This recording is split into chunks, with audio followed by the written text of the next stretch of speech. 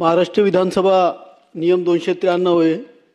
या ठिकाणी अत्यंत महत्त्वपूर्ण असा प्रस्ताव या ठिकाणी आणलेला आहे, त्यावर बोलण्यासाठी मी उभा आहे।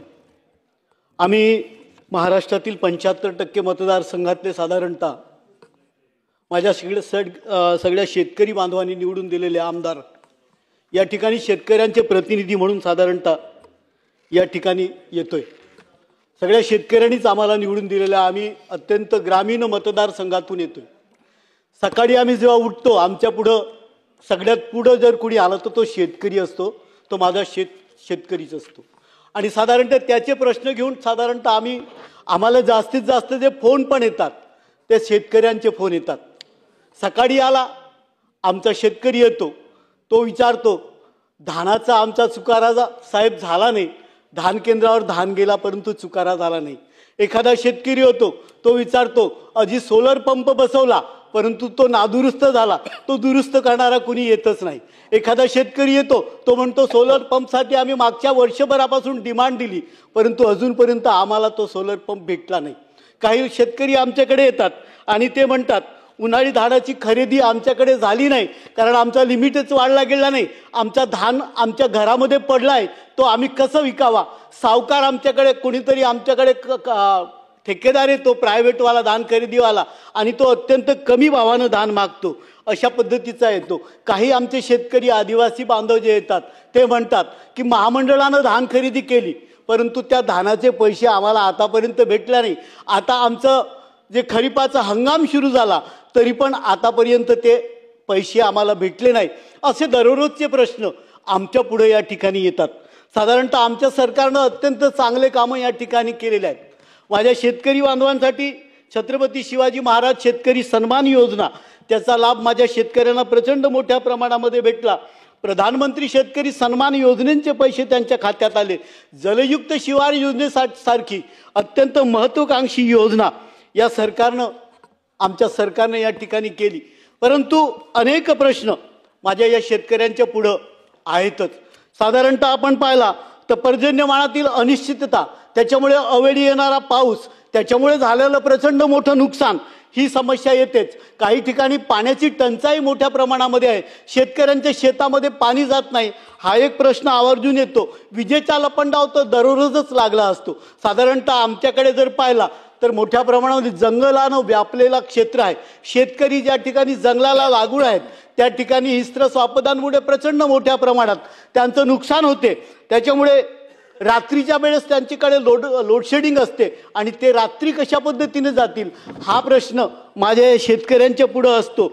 सोलर पंपमधील अडचणी तर आहेतच, त्याच्यावर अनेक शेतकऱ्यांचा जो असतो सिंचन प्रकल्प काही आमच्याकडे अपुरे राहिलेले आहेत आणि त्या अपुऱ्या सिंचन प्रकल्पामुळे त्यांच्याकडे शेतीचे प्रश्न अजूनही निर्माण झालेले आहेत। धापेवाडा, झाशीनगर असे सिंचन प्रकल्प मागच्या अनेक वर्षापासून ते पूर्ण झालेले नाहीत, त्याच्यामुळे ते कामं अजून होत नाही। जलसाठ्यांची असमानता असल्या कारणानं शेतकऱ्यांचे प्रश्न मोठ्या प्रमाणामध्ये आहेतच।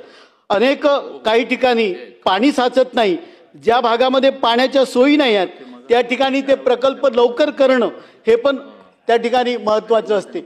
शेतमजुरांचा अभाव हा मोठ्या प्रमाणामध्ये आहे। आजच्या भागामध्ये आमच्या भागामध्ये जर पाहिला तर गावातील जे तरुण आहेत त्या तरुणांचं स्थलांतरण शहराकडे मोठ्या प्रमाणामध्ये नोकरीच्यासाठी होत आहे आणि त्याच्यामुळे शेतात काम करणाऱ्या आमच्या शेतमजुरांची संख्या कमी झालेली आहे। तरी पण आपण एकीकडे जर पाहिलं तर महाराष्ट्रामध्ये साधारणतः 1,50,00,000 जवळपास शेतमजूर आहेत, त्यांचे प्रश्न वेगळेच आहेत। आता मी मगाशी मोबाईलवर तपासत होतो, तो एक शेतमजूर लिहित होता, भाऊ आम्हाला 2 रुपये किलोनं फक्त धान्य भेटते, त्याच्याशिवाय कोणतीच योजना आम्हाला भेटत नाही। आम्हाला पण शेतकऱ्यांना जशा पद्धतीच्या योजना भेटतात तशा पद्धतीने शेतकरी सन्मानसारखी एखादी योजना आम्हाला पण भेटेल का, असे साधारणतः अनेक प्रश्न या ठिकाणी आमचे अनेक शेतमजूर पण विचारतात, शेतीवर काम करणारे लोक विचारतात। आता अनेक शेतकरी आमच्याकडे येतात आणि ते म्हणतात साहेब गोठं बांधून झालो पण गोठ्याचे पैसे भेटले नाही, हा पण एक प्रश्न येतोच। काही शेतकरी आम्हाला विचारतात की साहेब विहिरी बांधून झाल्या पण विहिरीचे पण पैसे अजून आलेले नाही. MRGSचे पैसे कुशल कामाचे आले, पण आमचे गोठ्याचे पैसे आले नाही, आमचे विहिरीचे प्रश्न आले नाही, पैसे आले नाहीत. असे अनेक प्रश्न या ठिकाणी येतात. अजूनही शेतकऱ्यांच्या संदर्भामधले खूप सारे प्रश्न माझ्या भागात विशेष तर पाहिला तर वन हक्क जमिनीचे पट्टे आपल्या भागामध्ये अजून आमच्या शेतकऱ्यांना भेटले नाही. आता हा कायदा असा आहे का 1930चा तुम्हाला त्या ठिकाणी पुरावा लागतो. 2005च्या पूर्वीचे 75 वर्षाचा पुरावा म्हटला तर 19चा 30चा. ते अनेक शेतकरी असे आहेत मागच्या 50 वर्षापासून शेती करतात, तिथं वन विभागाचे लोक येतात, त्यांच्यावर कुठं ना कुठं त्यांची शेतीमध्ये खंड पाडतात, तेव्हा तो गरीब शेतकरी अत्यंत हतबल होतो. अशा शेतकऱ्यांना वनजमिनीचे पट्टे पण दिले गेले पाहिजे अशी या ठिकाणी माझी मागणी आहे. सरकारनं या ठिकाणी या बाबतीमधला धोरणात्मक निर्णय घेणं गरजेचं आहे. अनेक जे प्रकल्प आहेत त्या प्रकल्पाचं पुनर्वसन झालं, त्यांच्या आमच्या वन विभागाच्या जमिनी महसूल विभागानं शेतकऱ्यांना दिल्या, परंतु त्यांचं निर्वनीकरण झालं नाही आणि निर्वनीकरण न झाल्यामुळे या शेतकऱ्यांची परिस्थिती अत्यंत विपरीत झाली. त्यांच्या शेतजमिनीवर पण वन विभागाची लोक जातात आणि तुम्ही शेती करू शकत नाही, तुम्ही झाडं कापू शकत नाही, अशा पद्धतीनं त्यांना त्या ठिकाणी सांगितलं जातं. त्याच्यामुळे ही परिस्थिती आहे, मला वाटते ही दुरुस्त झाली पाहिजे. महात्मा ज्योतिबा फुल्यांनी 1883 मध्ये शेतकऱ्यांचे जे असूड हे पुस्तक लिहिलं होतं आणि ब्रिटिश सरकारच्या विरोधामध्ये त्यांच्या धोरणामध्ये वेळोवेळी त्यांनी त्याच्यामध्ये विरोध पण केला.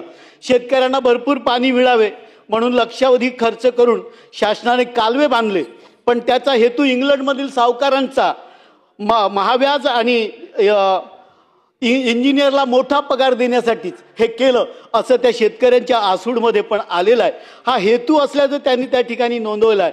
शेतकऱ्यांची भरमसाठ करवसुली त्या काळामध्ये जी होत होती, पाणी व अन्य सुविधा पुरवल्या जात असताना शेतकऱ्यांना नागवलं जात होते. शेतकऱ्यांच्या कराचा विनियोग शहरातील लोकांच्या सोयी सुविधा करण्यासाठी त्या ठिकाणी केल्या जात होत्या. अशा असंख्य गोष्टी शेतकऱ्यांचा असूड या ठिकाणी 1883 मध्ये महात्मा ज्योतिबा फुल्यांनी केला. आजची परिस्थिती जर आपण त्या ठिकाणी पाहिलं तर महात्मा ज्योतिबा फुल्यांनी त्या काळात पण गोरक्षणाच्या संदर्भामध्ये त्याच्यावर भर दिला होता. शेती किफायतशीर होत नाही तोपर्यंत बँका चांगल्या चालू शकत नाही असं पण त्याच्यामध्ये नोंदवलं होतं. माझी पण या ठिकाणी विनंती आहे का आमचे सगळे शेतकरी 75% शेतकरी या ठिकाणी महाराष्ट्रामध्ये आहे, त्यांची जर परिस्थिती दुरुस्त झाली तरच हा महाराष्ट्र विकासाच्या दिशेनं जाईल आणि म्हणून या शेतकऱ्याकडे लक्ष देणं अत्यंत गरजेचं आहे. या शेतकऱ्यांचे जे दररोजचे प्रश्न आहेत, त्यांच्या शेतामध्ये त्यांना वीज मिळाली पाहिजे, त्यांना पाणी मिळाली पाहिजे, त्यांचा जो उत्पादित धान्य आहे त्याला चांगला भाव भेटला पाहिजे, त्यांचं धान्याचे जे किंमत आहे ती वेळेवर त्यांना भेटली पाहिजे, असे जे साधारणतः जे प्रश्न आहेत या प्रश्नाकडे सरकारनं लक्ष दिलं. वास्तविक सरकार अत्यंत चांगलं काम करत आहे. माननीय मुख्यमंत्री महोदय यांच्या नेतृत्वामध्ये मागच्या 2014 पासून अत्यंत चांगल्या योजना सरकारनं माझ्या या शेतकऱ्यांसाठी राबवल्या. या योजना अजून चांगल्या रीतीनं राबवण्यासाठी आणि या शेतकऱ्यांना न्याय देण्यासाठी मी या ठिकाणी माझे जे प्रश्न मांडले आहेत त्या प्रश्नाकडे आपण लक्ष द्यावं एवढी विनंती करतो आणि थांबतो. नमस्कार, धन्यवाद. राहुल पाटील, सिद्धार्थ खरा.